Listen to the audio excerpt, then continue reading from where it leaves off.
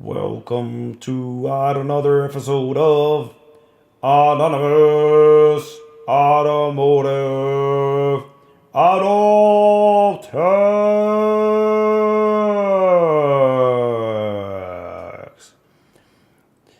Let's get ready to rumble, ladies and gentlemen. Today's topic is very in point of interest. This channel is real. Today's topic: beware of the consumer. Welcome back to Automotive Anonymous Auto Tech. Today's episode is brought to you by Itself. We are sponsored by Itself. We are 100% authentic. There is nobody like they're out there talking about what we're talking about. This is 100% authentic. There is no one like they're out there with their platform talking about this. Today's topic is beware of the consumer. When is the consumer right? Beware of the consumer. Consumer that pulls up to your shop and says he wants you to change out a fuse when the car already has a problem ahead of time. If you are familiar with this kind of episode, you know it's going to turn pretty badly in the blink of an eye. He wants you to touch the vehicle so you can complain that his car was not doing that before. We've already heard this shit said a million times. This is a whole story getting very old pretty soon. Beware of the consumer that brings a job that's already been worked on. You are setting yourself up for failure as a technician because this vehicle, you are going to get married to it, and you don't want to get married to something that has been worked on by 4 or 5 mechanics, tree shade mechanics that work off the streets.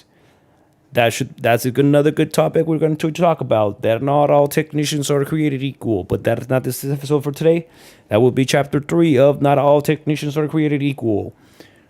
Now, back in case in point, beware of the consumer when he brings his own brake pads. He brings his own brake pads thinking he has lifetime warranty with you for the remainder time of the brake pads. That is not just the point. If you want to take on the job, that is on you. Beware of the consumer that brings his own engine or transmission and only wants you to do the labor and slap on that ticking time bomb ready to go off.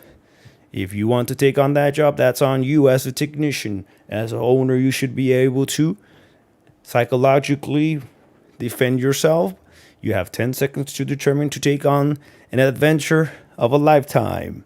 I, in fact, do not want to take that adventure of a lifetime because that is not a 5-star resort I want to go in. That is a nightmare on Elm Street waiting to happen. I'd rather take that on with Freddy Krueger than take that kind of ticking time bomb in a Die Hard with the vengeance airplane ready to crash. I'm not that kind of person ready to go yet. I don't want to take that kind of adventure. If you're willing to take it, more power to you. Beware of the consumer when he comes in and says that his car has a noise or there's something that bothers him. Beware that he comes in. There's people out there, and not everybody's like this, but there are people out there they have a plot and a plan ready to set you up. There are people that want you to touch their vehicle. As soon as you put your hands on it, it turns into a scene of a crime. Now, they say that the car wasn't doing that before. Be careful with that type of consumer. There's another deterrent to make these kind of consumers go away. If your prices are right, if you value for yourself, you should not have these kind of problems. You should have your competitor dealing with this kind of consumer. You don't want to deal with this consumer because it is a ticking time bomb. And because of the ticking time bomb, you are not trained in the efficient way of how to defuse it. So why even spend the time trying to learn something you don't have time to spend on? Let your competitor deal with that type of problem. Beware of the consumer. Another topic we're going to talk about is why the engine and transmission is a lost and dying art. It is not worth it. The time spent trying to rebuild an engine and a transmission is a lost cause. There is no profit in that. There is no market in that. You're just setting up for yourself for your friendly neighborhood nonsense department to come and pay you a visit. If you're willing to take that, go for it. I'm not about that. That is the most stressful job in the world. That's why I say it is art.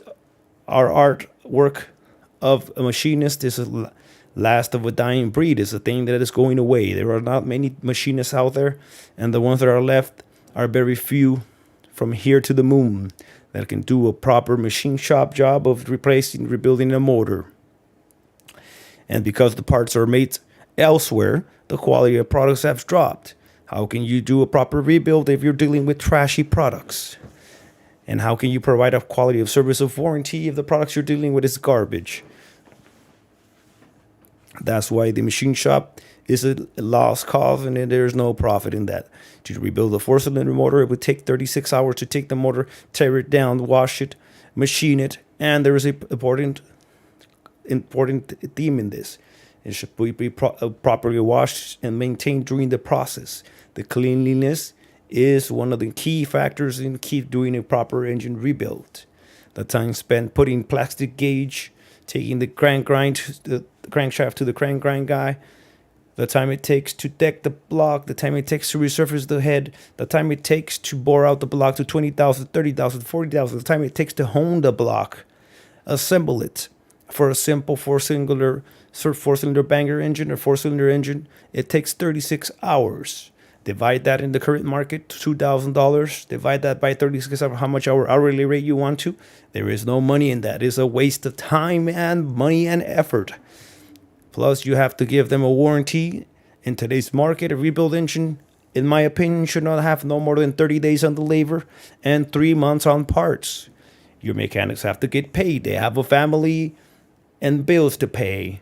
When the warranty comes in, your technician is not going to take and swallow the pill of having not to get paid for a warranty. He wants to get paid at the end of the day because he's there for a job. He's providing a service. And as a shop owner, you should charge after a 30-day, which would be the proper market value for inflation. We are currently in inflation. And another cause that engine rebuilding is a lost cause, because with the market being unbearable, the gas prices skyrocketing, it is unbearable.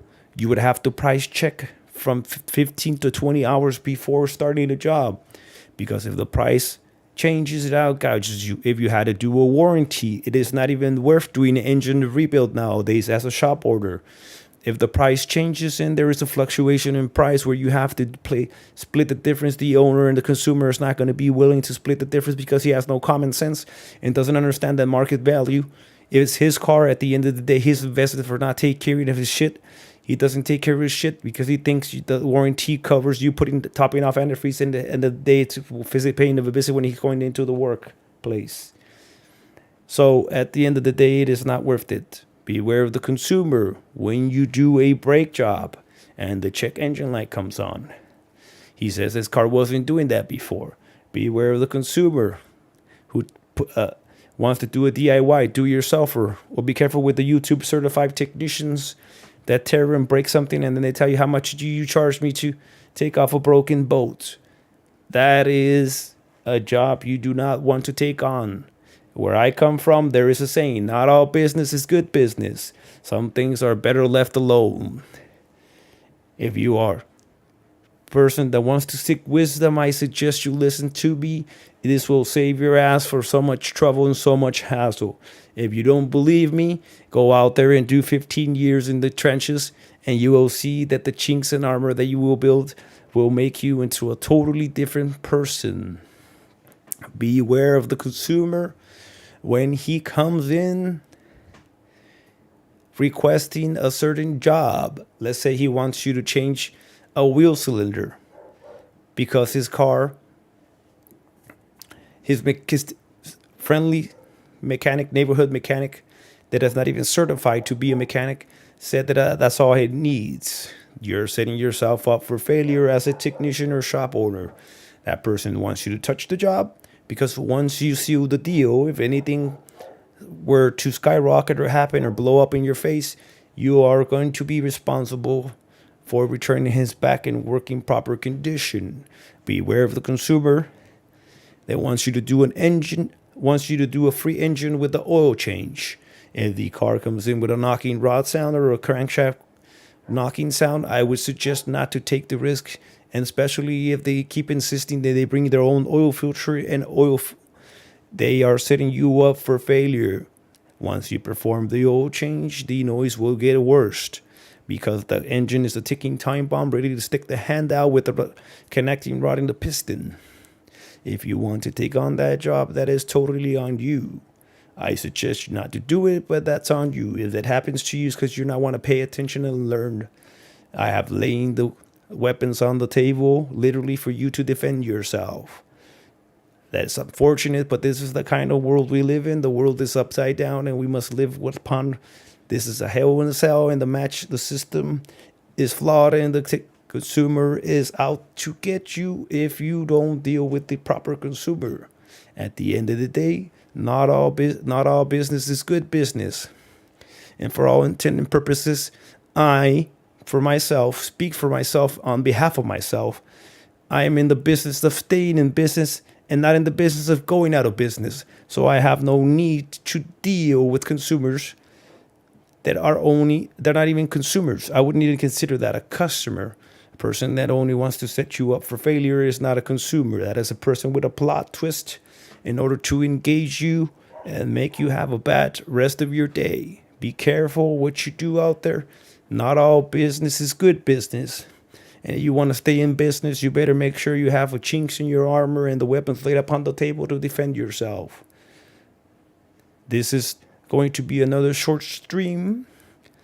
Unfortunately, I cannot continue long streams till I build a bigger platform. And once again, like, subscribe, and share to Automotive Anonymous Auto Techs. And yes, I will be doing bilingual episodes. As soon as I drop 10 episodes in English, I will drop 10 episodes in Spanish. I'm trying to reach 1 million subscribers by the end of 2023 or sooner. Thank you for joining us. We'll see you on the next episode of Automotive Anonymous Auto Tech.